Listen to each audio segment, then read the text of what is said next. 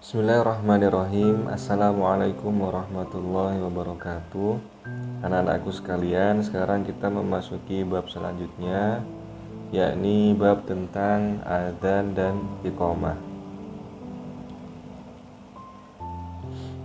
Pengertian adzan. Secara bahasa, adzan artinya memberitahukan atau sebuah seruan.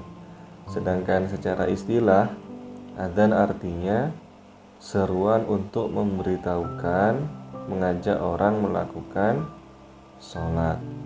Jadi adzan itu merupakan sebuah pemberitahuan atau seruan untuk mengajak orang melakukan sholat. Selanjutnya, orang yang mengumandangkan adzan disebut muadzin. Dan hukum mengumandangkan adzan adalah fardu kifayah. Maksudnya fardu kifayah adalah dalam satu daerah itu wajib ada satu orang yang melaksanakan. Artinya kalau dalam satu daerah sudah ada yang melaksanakan, maka kewajibannya gugur.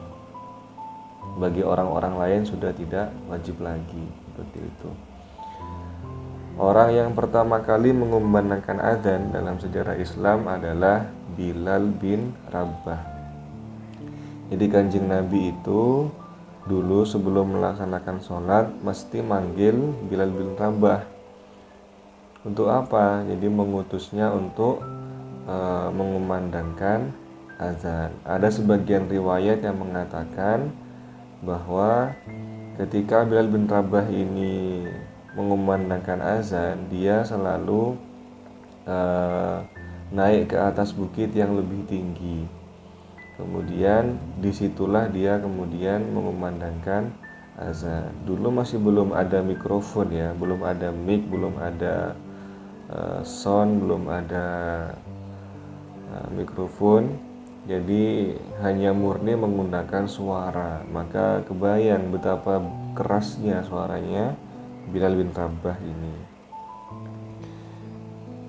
Kemudian tambahan, azan ini sebenarnya sunnahnya itu tidak hanya digunakan atau dilantunkan ketika orang sedang hendak melaksanakan sholat saja.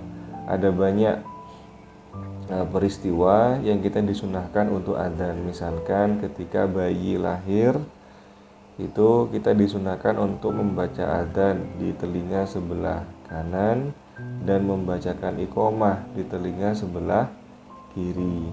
Kemudian ketika ada bencana alam, misalkan ada badai, ada gempa, ada banjir, itu juga disunahkan untuk membaca adzan.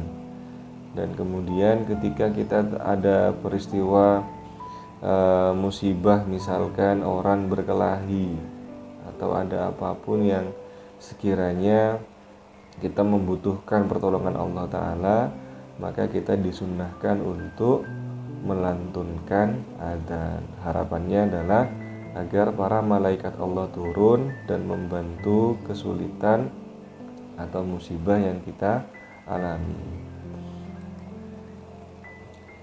Ini hadis Nabi terkait tentang adzan. Idza hadaratis sholatu falyu'adzin lakum ahadukum waliya ummakum akbarukum. Rawahul Bukhari wa Muslim. Jika waktu sholat telah tiba, hendaklah salah seorang dari kalian memandangkan adzan untuk kalian. Dan hendaklah yang paling tua di antara kalian mengimami sholat di antara kalian. Nah, ini adalah hadis sahih yang berkaitan tentang adzan. Nah, pesan Kanjeng Nabi juga yang paling tua di antara kalian menjadi imam sholatnya. Artinya yang tua. Kenapa kok di sini dibilang yang tua? Karena pada saat itu yang tua itu dianggap yang pertama kehidupan di dunia ini lebih lama, sehingga anggapannya adalah ilmu yang diperoleh juga semakin dalam. Ketika ilmu yang diperoleh sudah semakin dalam, maka saat itulah orang itu dianggap layak untuk menjadi imam. Selanjutnya lafadz adzan. Perhatikan, lafadz adzan ada 1, 2, 3, 4, 5, 6, 7. Ini bonus bagi subuh.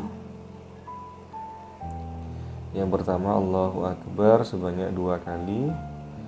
Lafadz adzannya ini Allahu Akbar sebanyak 2 kali. Kemudian yang mendengarkan disunahkan untuk menjawab dengan lafadz yang sama, Allahu Akbar, Allahu Akbar.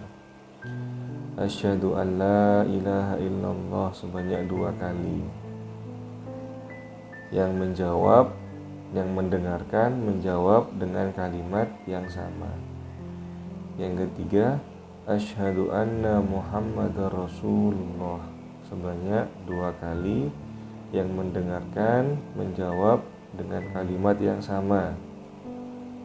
Kemudian yang keempat, hayya 'alas sholah sebanyak 2 kali.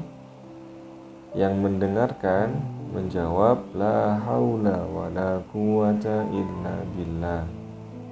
Ini adalah berbeda dengan kalimat utamanya. Yang kelima, hayya 'alal falah juga menjawab la haula wala quwata illa billah. Yang keenam, Allahu Akbar 1 kali saja.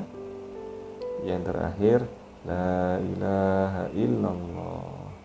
Nah, ini adalah poin 1 sampai poin 7 ini dibaca atau dilantunkan ketika sholat zuhur, asar, maghrib, isya.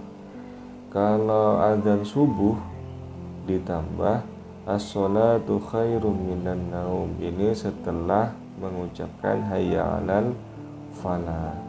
Jadi Allahu Akbar, asyhadu an la ilaha illallah. Kemudian terus sampai hayya 'alal falah, hayya 'alal falah. Lanjutkan, as-sholatu khairum minan naum. Nah, ini sholat lebih baik daripada tidur. Kemudian yang mendengarkan menjawab shadaqta wa barakta wa ana ala dzalika minasyahidin. Engkau benar, engkau betul, dan saya termasuk di antara orang-orang yang menyaksikan hal itu. Shadaqta wa barakta wa ana ala dzalika minasyahidin. Ini ketika subuh. Kenapa kalau subuh ditambahin 1 kalimat ini, as-sholatu khairum minan naum? Karena Kanjeng Nabi bilang saking beratnya amalan sholat subuh itu, sampai-sampai jika manusia tahu pahala yang terkandung di dalamnya, dia akan berangkat ke masjid walau dengan merangkak, saking besarnya. Artinya memang Kanjeng Nabi sudah memprediksi bahwa nanti di umatnya itu banyak orang yang akan melewati sholat subuh, sehingga ketika di adzannya ini ditambah as-sholatu khairum minan naum, sholat itu lebih baik daripada tidur. Nah, ini adab mengumandangkan adzan. Jadi bagi seorang muadzin tadi adalah orang yang mengumandangkan adzan.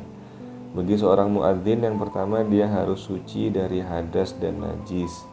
Di bab 1 kemarin kita sudah mempelajari apa itu hadas, apa itu najis. Jadi ketika kita sedang berhadas atau kita sedang tidak suci dari wudhu, kita tidak diperkenankan untuk melantunkan azan.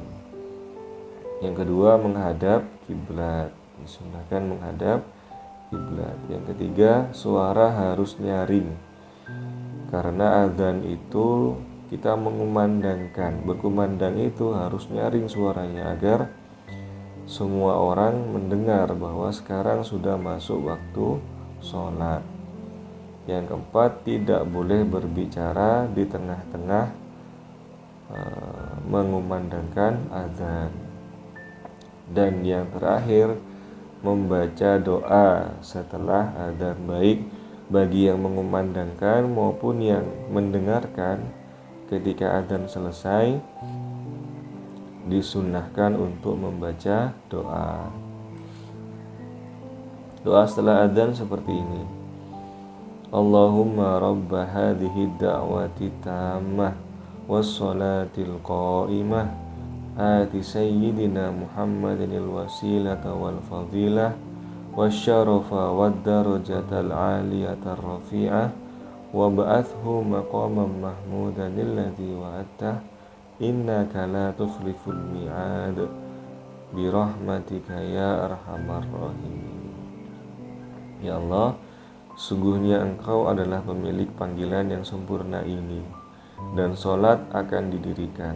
Karuniakanlah kepada Nabi Muhammad al-wasilah dan karunia-karunia yang banyak, dan karuniakanlah dia sebagaimana telah Engkau janjikan, wahai Zat yang maha penyayang. Ini doa yang kalian wajib hafal. Doa setelah adzan ini wajib hafal. Kenapa? Ini karena Nabi Muhammad bersabda, siapa yang membaca doa setelah adzan, niscaya dia akan mendapatkan syafaatku pada hari kiamat kelak.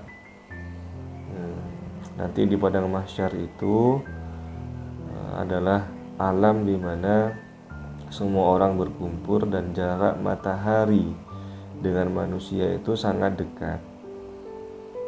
Di situ kita sangat membutuhkan bantuan, dan yang bisa membantu kita hanya syafaat Kanjeng Nabi Muhammad Sallallahu Alaihi Wasallam. Orang yang rajin membaca doa setelah selesai adzan berpeluang besar untuk bisa mendapat syafaatnya. Jadi di tengah orang-orang semua pada kepanasan dan pada kebingungan, kita nanti tenang-tenang saja. Kenapa? Karena kita mendapatkan bantuan atau syafaat dari Kanjeng Nabi. Maka ini harus dihafal. Ya, harus dihafal.